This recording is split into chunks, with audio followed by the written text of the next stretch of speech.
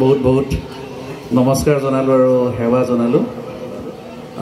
আমাৰ মাজত আজি আমি ইয়াতে উপস্থিত থকা আমাৰ এই ৰাস মহোৎসৱৰ সকলো বিষয়ববীয়াসকল, আমাৰ নাহৰকটীয়াৰ বিশিষ্ট ব্যক্তি আৰু আমাৰ আজি এই ক্ষণত বিধায়কৰ প্ৰতিনিধি হিচাপে উপস্থিত থকা আমাৰ গকুল বৰা ডাঙৰীয়া আৰু শ্ৰদ্ধা ৰাইজ। একচুৱেলি ৰাস বুলি ক'লে সঁচাকৈ আমি বেলেগ এটা অনুভৱ কৰোঁ, কাৰণ মই ঢকুৱাখানাৰ ল'ৰা, ঢকুৱাখানা খুব ওচৰতে মাজুলী, গতিকে সৰুৰ পৰা আমি মাজুলী ৰাস বা মোৰ নিজৰ ঠাইতো মই যি ঠাইত ডাঙৰ দীঘল হৈ আহিছোঁ সেই ঠাইতো আমি সৰুৰ পৰা ৰাস উদযাপন কৰা দেখি আহিছোঁ। ৰাসৰ লগত কম বেছি পৰিমাণে আমি সৰুৰ পৰা আমাৰ যোগাযোগ আছিল। গতিকে ৰাস বুলি ক'লে এটা ক'ৰবাত মনত এটা বেলেগ ভাৱ থাকে, বেলেগ এটা আকৰ্ষণ থাকে। গতিকে এই সুযোগটো যেতিয়া মই পালোঁ যে একচুৱেলি কি হয়, আমাৰ চেকখন আমি কালিয়ে পালোঁ, কিন্তু কালি পোৱাৰ পিছত মই লগে লগে আমাৰ বিধায়ক ডাঙৰীয়াৰ লগত যোগাযোগ কৰিলোঁ যে আমাৰ এনেকৈ চেক এখন আহিছে, গতিকে চেকখন আমি দিব লাগিছিলে। তেখেতে বিশেষ তেখেতৰ ব্যক্তিগত কাৰণত তেওঁ গুৱাহাটীত থকাৰ কাৰণে তেখেতে মোক ক'লে যে গকুল বৰা ডাঙৰীয়া আছে, তেওঁকে মই কৈ দিম, গতিকে তুমি তেওঁলোকৰ লগত যোগাযোগ কৰি আপোনালোকক চেকখন দি দিবৰ কাৰণে। কিন্তু আজি আমাৰ অফিচ বন্ধ হৈ গ'ল আৰু ময়ো চাবুৱাত বিশেষ এখন মিটিঙৰ কাৰণে মই আজি দিনটো তাতে থাকিব লগা হ'ল। গতিকে সন্ধিয়া আকৌ আহি পিনে যেতিয়া আমি যোগাযোগ কৰি কথা বতৰাখিনি পাতিলোঁ, তেতিয়া আমি সিদ্ধান্ত ল'লোঁ যে আমি ইয়াতে আমি দিওঁ। আৰু বিশেষকৈ ময়ো সুবিধাটো পালোঁ, কাৰণ কেলৈ মোৰ ৰাস চাবলৈও মন গৈ আছিলে।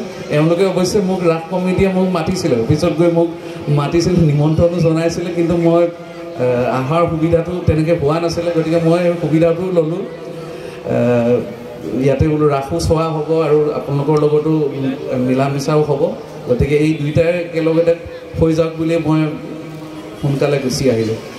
এটা কথা মোৰ এজন অসমীয়া যুৱক হিচাপে এটা কথা ক'ব মন যায় যে সকলোবিলাক যেতিয়া লগ পাওঁ বা যেতিয়া কিবা অসমীয়াৰ অনুষ্ঠান প্ৰতিষ্ঠান বা সাংস্কৃতিক কিবা অনুষ্ঠান হয়, এই ক্ষণবিলাকত কেতিয়াবা এটা কথা ক'ব মন যায় যে আমি ক'ৰবাত আমাৰ যিবিলাক কলা সংস্কৃতি আছে, আমি কিন্তু যিমানখিনি ভালকৈ আমি ধৰি ৰাখিব লাগে, ক'ৰবাত যেন আমি অলপ পিছ পৰি গৈছোঁ, তেনেকুৱা ধৰণৰ ক'ৰবাত আমাৰ এটা অনুভৱ আহে।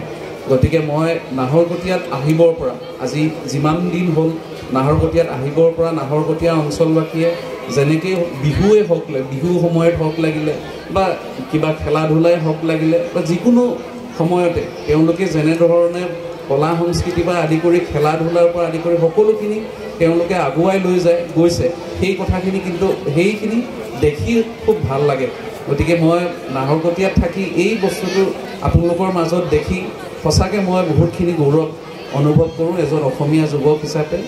কেতিয়াবা এনেকুৱাও হয়, আমাৰ গাঁও, মই আপোনালোকক প্ৰথমেই কৈছিলোঁ যে আমি এনেকুৱা এখন গাঁৱৰ পৰা আহিছোঁ যিখন গাঁৱত আমি ৰাস সৰুৰ পৰা দেখি আহিছোঁ, ৰাস উদযাপনত।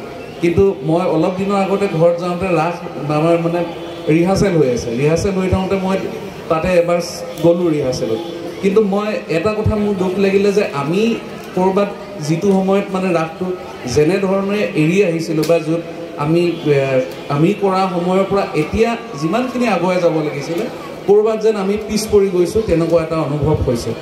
আমি অসমীয়া হিচাপে সদায় আমাৰ নিজৰ কলা সংস্কৃতি আমি এইখিনি আগুৱাই লৈ যাব লাগিব।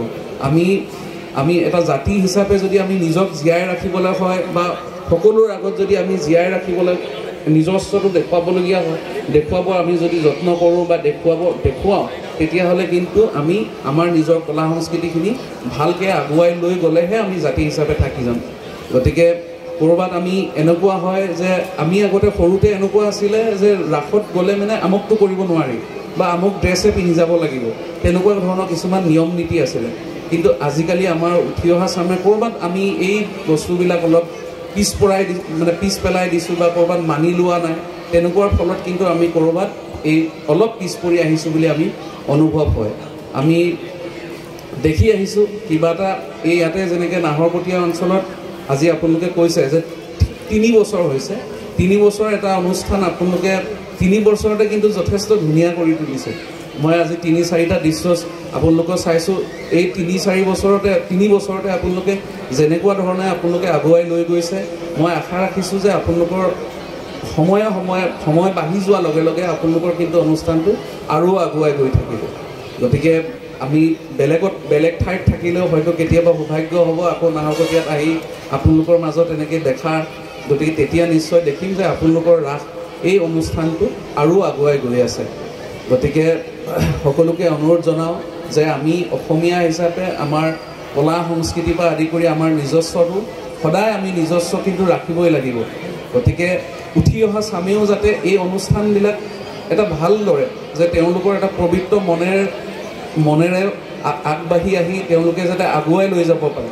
কিবা এটা বস্তু আমি গঢ়ি তুলিবৰ কাৰণে কিন্তু যথেষ্ট সময় লাগে, যে তাক ভাঙি পেলাব তাক বা নষ্ট কৰিবলৈ কাৰণে কিন্তু বহুত দেৰি নালাগে।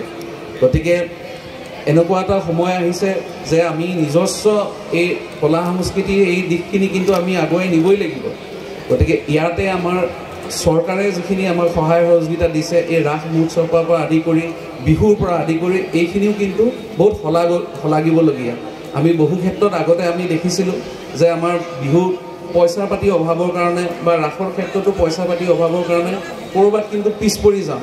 গতিকে চৰকাৰে এই মহৎ চিন্তাটো যিটো আপোনালোকৰ বিহুৱে হওক বা ৰাসেই হওক লাগিলে বা কিবা আজি পূজাই হওক লাগিলে চৰকাৰে কিবা অনুদান এটা দি যে আগবঢ়াই নিয়াৰ যিটো চেষ্টা এই চেষ্টাটোৱে কিন্তু আমাক জাতিটোকো এটা সময়ত এটা সবল স্থিতিলৈ নিব।